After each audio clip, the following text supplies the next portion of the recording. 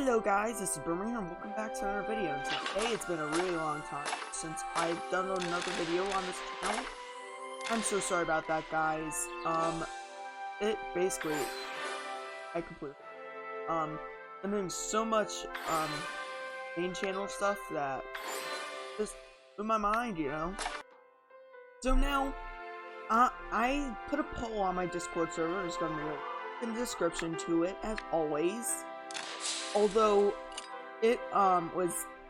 what people said was they wanted to me to talk about beginner grade buildings, because oftentimes people go for more advanced ones, talk about those. Now the thing about this is that the great buildings you've done and learned and used early on are going to be completely different than ones you use later on. And oh my goodness, I completely forgot to set productions overnight. Eek! That's not good. That's really not good. Although, since I have not recorded a video lately, I'm getting prepared to go to Progressive Era soon. I'm just gonna pull up my great buildings. Just for you to notice, I'm not a professional player. See, so I'm working on Himeji. That's gonna be completed pretty soon. The level, same with Galata Tower.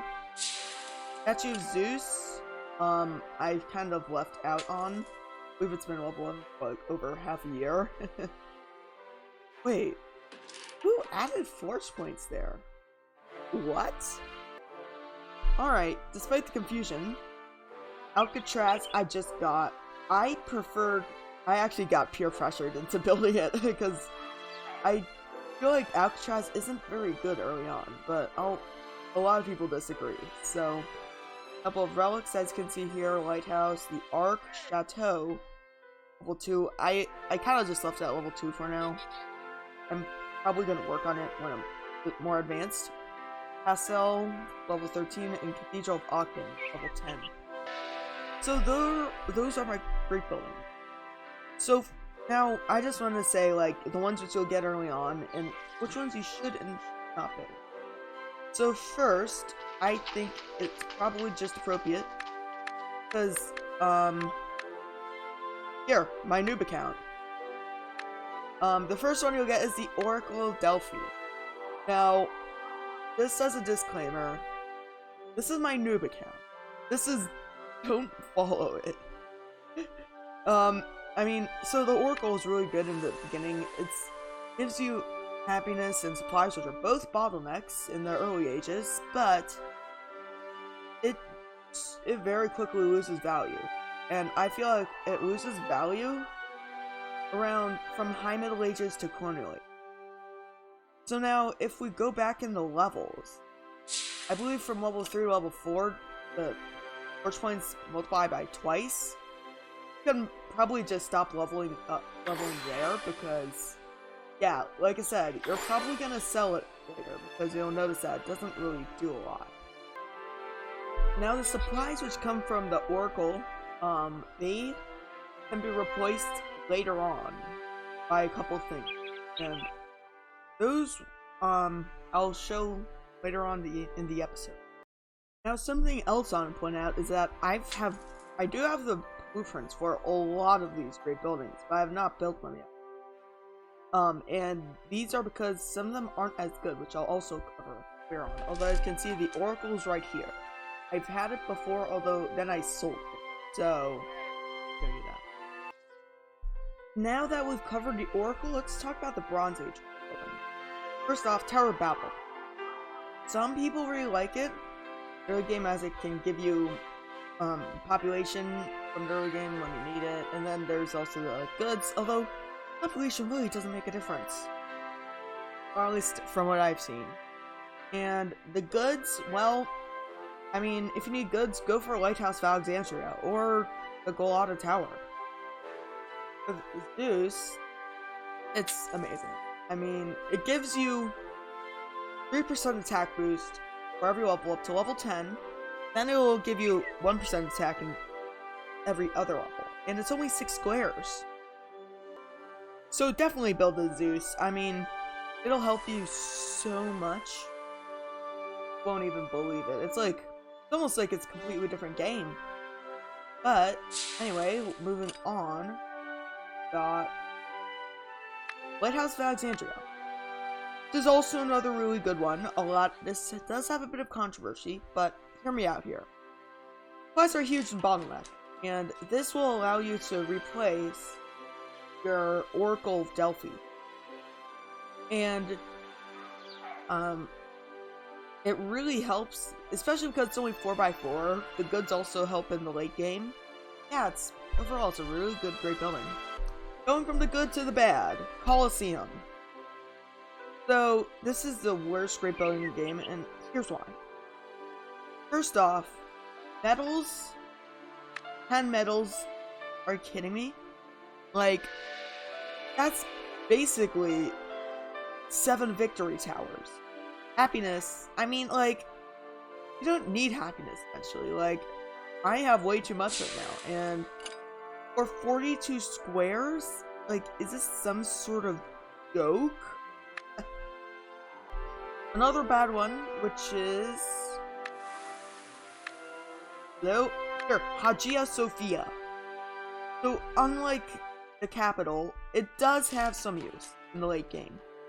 The thing about force point production is that if it doesn't have an attack boost, it takes a real long time until you make a profit out of that building.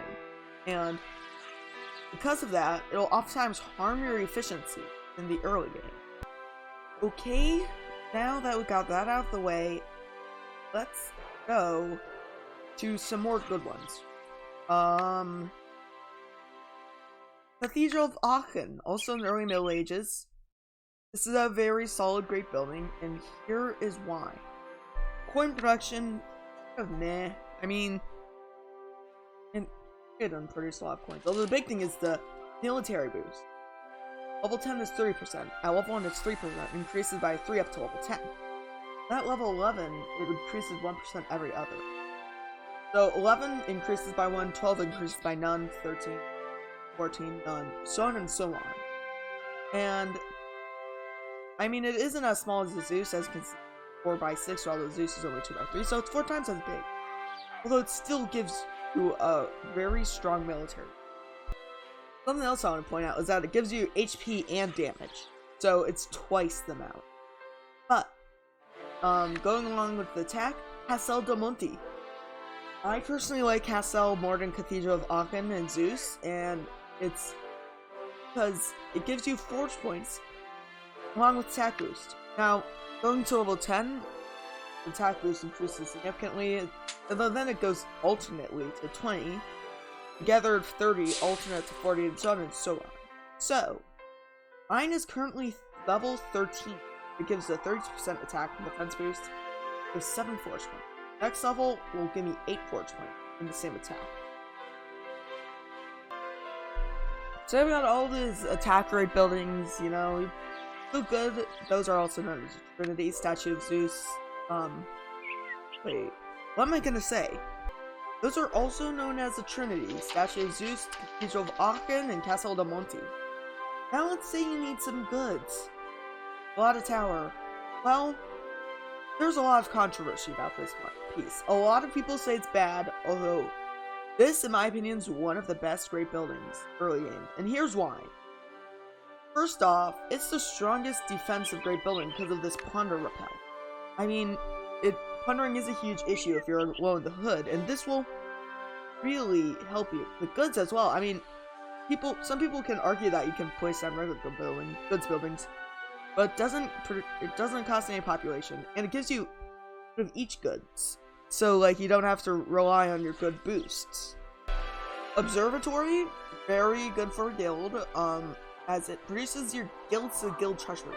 Something to keep in mind is that these actually produce 6 of each, you see keyword each current good guild treasury, so it actually produce 30 rather than 6 at my level. At level 1 is 3, so it would produce 15.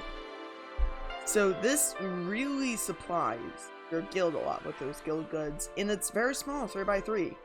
Fits really well with the Glada Tower as well, which is also 3x3. Now, going for some more goods buildings, we've got... where is it? Not here. Alright, going for more goods buildings, we got St. Mark's Basilica. Here, okay. St. Mark's Basilica. Some people like it. I personally do not. It's pretty big, 6x6. Goods, yeah, I mean, that's pretty good. I mean, I just don't think it's viable when it's this big. And passive boost, coin boost, I already get enough coins from, like, special buildings, so I don't really find that very necessary as well. Now, Frauenkirche of Dresden. You might come across this a bit later. I used to have this, so I know a lot about it. So, if you don't want to build Alcatraz just yet, you don't have enough room or something like that, this is a viable option for the happiness. You can build it, get rid of some of those hammocks there and that sort of stuff. Although eventually you'll replace it with Alcatraz anyway, but it doesn't really produce. So, it does seem like a bit of a waste of stuff. And plus, I have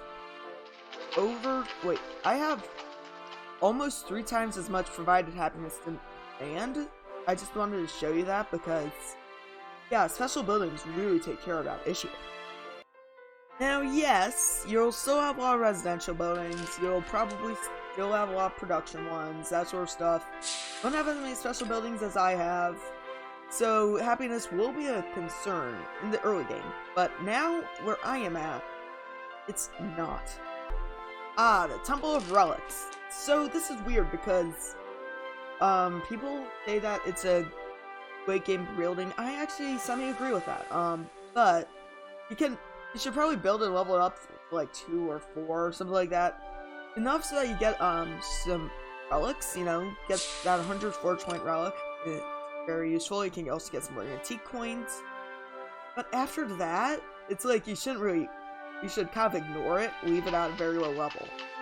Yeah, it's kind of weird in that scenario. Alright. According to Wastes of Space, well, Temple Relics. Steel Castle. So, defensive boost. That is pretty overrated, unless it's my noob account. If you don't know, my noob account, basically I'm trying to stack as much defense boost as possible. But, defense boost, and then for active production you get medals. Medals, they won't help you at all in the late game. Passive boost, so the thing is that you can get more value out of victory towers and watchfires and tacticians towers rather than this piece. And I mean much more value. Like, it's crazy. Although if we go to St. Basil's, like I said, St. Basil's is pretty overrated. Defense boost is not very important in the late game. Because oftentimes you can go without it basically. But this is half the size of Steel Castle, so it does still have some use. Notre Dame! It's basically just like a bigger oracle. Yeah, it's like a bigger oracle. It gives you happiness and supplies. I prefer oracle because it's small, but yeah, this isn't really very good to have around anyway, because you don't really need supplies nor happiness in the late game. Now moving on to some more complex great buildings. Royal Albert Hall. I'm stuck there right now, actually, it's just kind of funny. It's kind of meh now. It used to be a lot better than it is now because of power creep. It's basically like a monster lighthouse of Alexandria, although now you don't really have that many high buildings, so it's more of a waste of space these days. And Capital, yes, I can afford it again. The thing is that it doesn't really produce enough population from what I've heard. Their barracks fighter, I've heard they oftentimes avoid Capital. And it's just not that good because it's from an early era. And also it produces supplies as a passive, unlike Innovation Tower, which I'll talk about next. Moving on to some more advanced great buildings, Innovation Tower. It used to be very strong. Now it's kind of meh. I mean, power creep is basically killing that thing. Well, GBG. But, you know, it gives you forge points as passive. The greatest population per square is inactive. This is definitely the best population great building. Now let's say, innovation tower is just not enough. Well, in that scenario, you can get habitat. I don't have any habitat blueprints, so it's not here, but it gives a strong amount of population, a lot like innovation towers around there.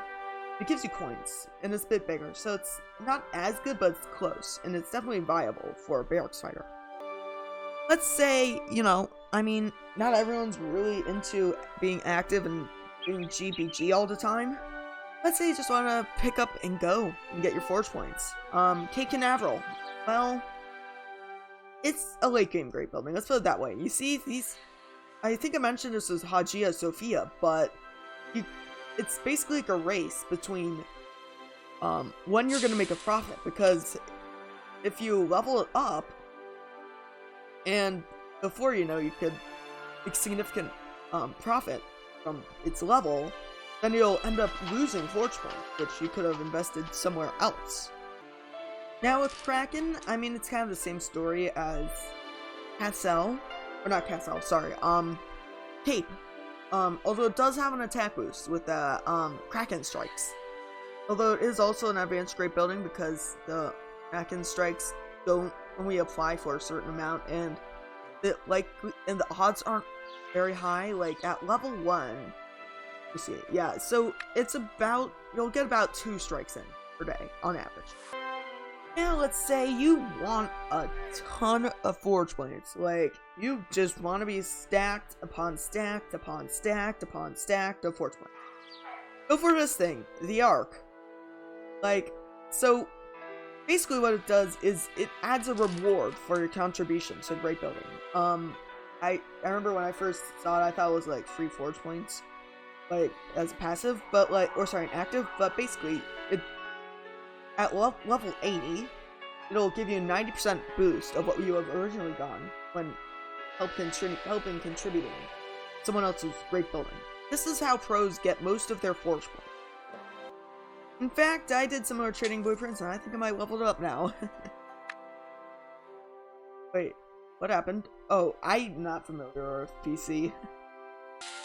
Now, according to god tier great buildings like the Arc, Chateau you can build a bit later on, but still it's very strong. I personally, I haven't now at level 2 because I've been focusing on other ones, but I've been completing quests, gathering more diamonds than I would have originally, and the storyline quests, and it's just very good overall. Like, it can give you goods, supplies, coins, medals from recurring quests. It can give you blueprints, not a lot, and also a bit of forge points. Not a lot, but a bit.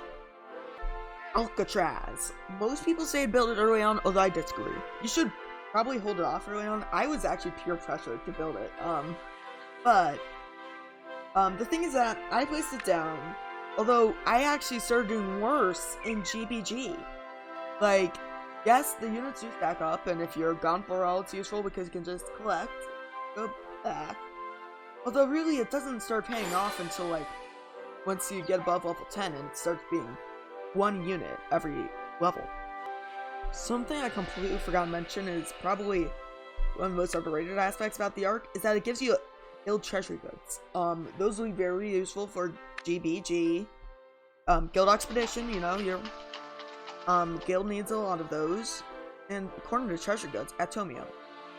It's bigger than the Arc, and it produces less guild goods, and because of that, you should probably leave this off after your observatory and your Arc are at a very strong level. Galata Tower you should also level up, and White House of Alexandria before you get the Atomio. So anyway, those are the great buildings that I've got. Yeah, make sure to leave a like. Ooh, that looks good. Alright, let's see. Let's bid on that. Alright, there. I'm probably gonna be outbid. Yeah, I just saw that altar garden. I'm like, alright, I'll work on, where is it? Yeah, over here I've got my altar gardens. I've got an altar of Artemis, and I'm working on a second one. Yeah, that's my great building list on, how you should start and that sort of stuff. For the tier list video, as a disclaimer, with especially with the observatory. I did not get the great buildings completely. I'll probably do a remake of it. Yeah, but just wanted to show you around my city a bit. Because, well, I mean, it's not the best, but at the same time, it's not the worst. Like, I definitely need a new redesign. Although I just wanted to show you how it was laid out and what I had. So, I hope you guys enjoyed this video. Make sure to leave a like, subscribe to my channel. See you guys all in the next video. Peace out!